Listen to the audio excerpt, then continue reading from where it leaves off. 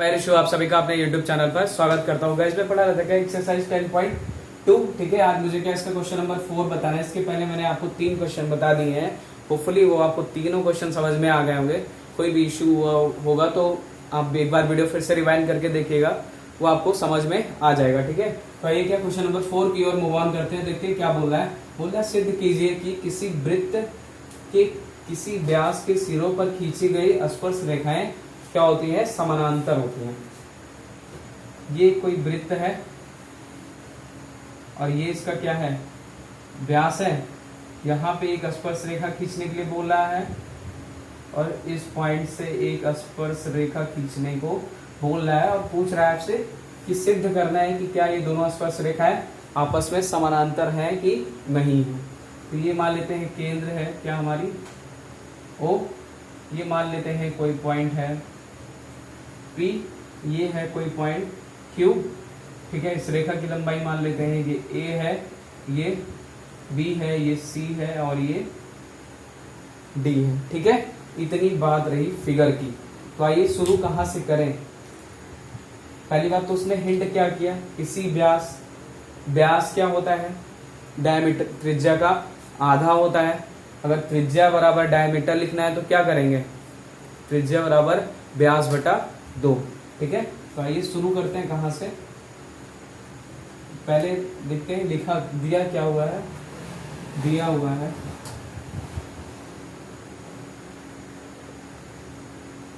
एक वृत्त और उसका एक वृत्त और उसका व्यास, ठीक है। यही इतना दिया हुआ है, हमने स्पर्श रेखाएं खींची हुई है। तो अब लिखते हैं हमारे पास हमें क्या क्या साधन जुटाएं। माना स्पर्श रेखा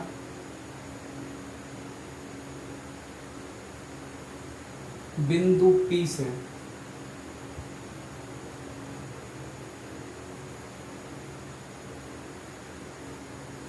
कौन सी स्पर्श रेखा है,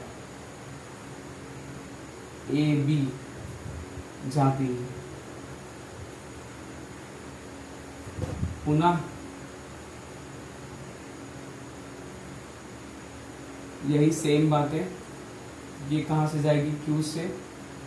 कौन से पॉइंट, कौन सी रेखा, CD जाती है, ठीक है। अब बात करते हैं अंदर की बातें हैं, क्या उसमें बोल रहा है।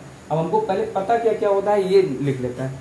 ये मान लीजिए कोई रेडियस है, ये रेडियस है भाई, व्यास है तो सीधी सी बात है, और ये केंद्र है तो आधी दूरी क्या होगी, रेडियस ही होगी।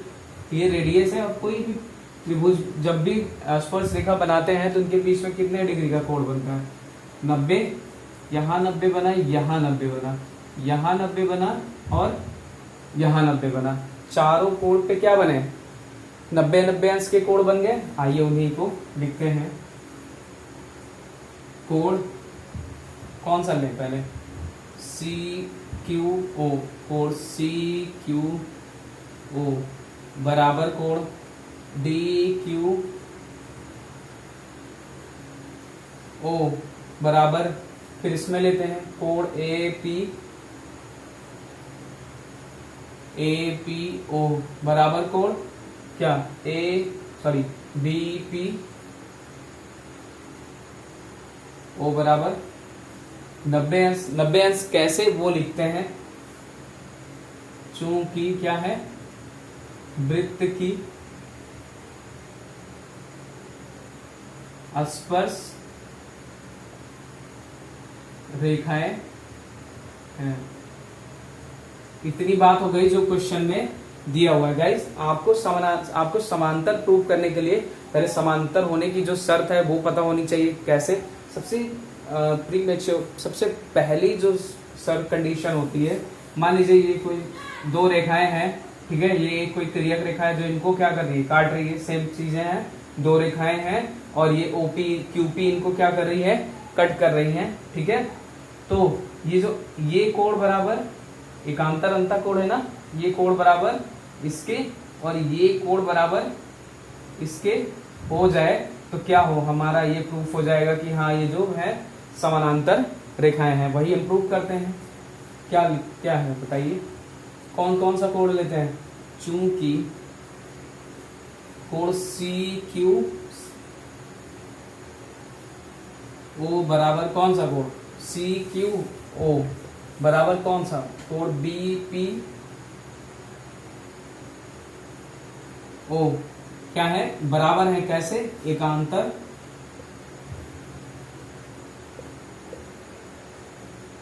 अंतःकोण से।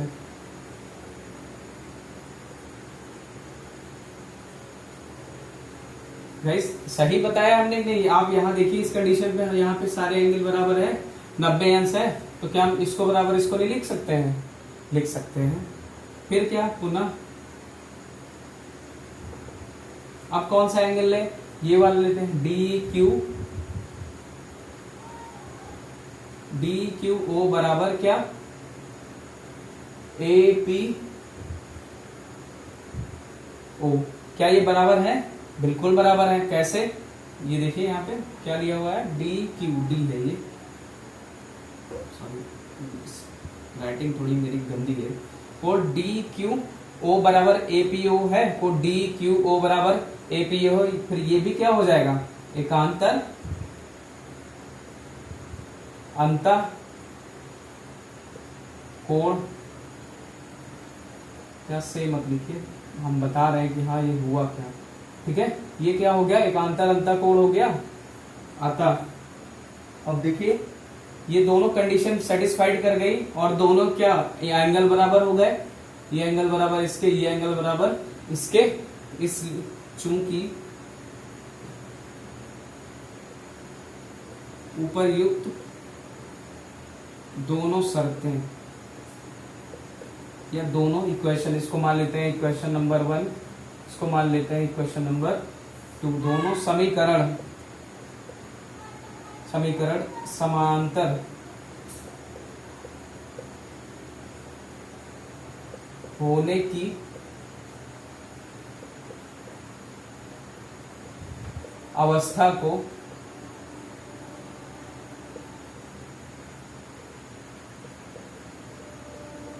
प्रदर्शित कर रहे हैं, इसलिए दी गई दोनों स्पर्श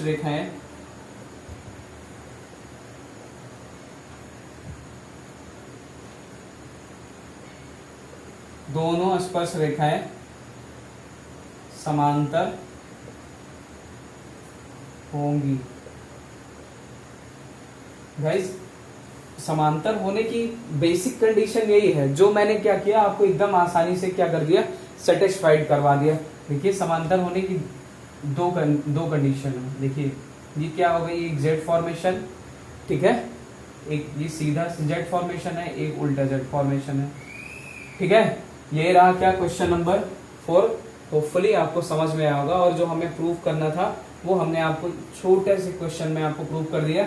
यही चाहते तो आप बहुत बड़ा सा करके करते, पहले धीरे धीरे करके इस एंगल पर पहुंचते, लेकिन मैंने यहाँ पर टाइम ना वेस्ट करके आपको सीधे पॉइंट टू पॉइंट बताया। होपफुली आपको ये क्वेश्चन नंबर 4 समझ में आ गया होगा। आप स्क्रीनशॉट ले लीजिएगा।